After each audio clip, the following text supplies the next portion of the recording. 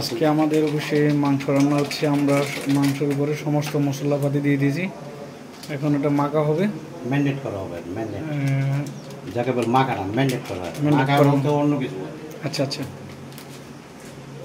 আজকে 1 কেজি মাংস রান্না হবে। আজকে দেখতে পাচ্ছেন দর্শক,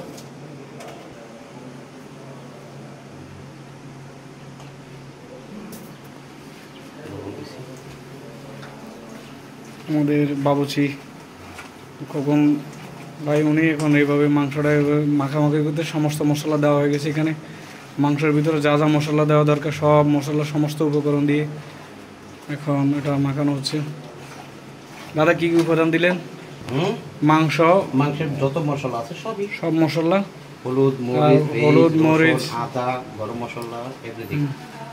আচ্ছা, এটাকে ম্যানিপুলেট করা হবে?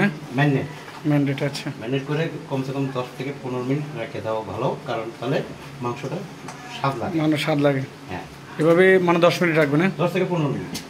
আচ্ছা, এখন আর কি উপাদান দিবেন? এখন আর কোনো উপাদান নেবেন? মাখা শেষ? কিছু না, শেষ। এটা দাও এখন এটা ঢেকে রেখে দিবেন। না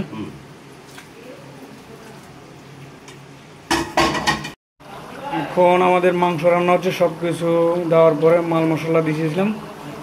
এখন আমাদের মাংস অলরেডি কষানো হচ্ছে। আমাদের আজকে বাবুসি এখন মাংস ভালো করে কষানো হচ্ছে।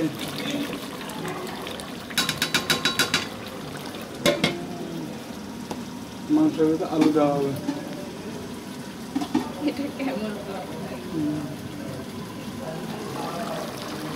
দর্শক আপনারা দেখেন, আমরা সব মাল মশলা দিয়েছি ইতিমধ্যে। অলরেডি মাংস কষানো হচ্ছে আর মাংসতে আমরা আলু দিব। আমাদের ম্যাচে প্রতিদিন সপ্তাহে 1 দিন মাংস রান্না করা হয়।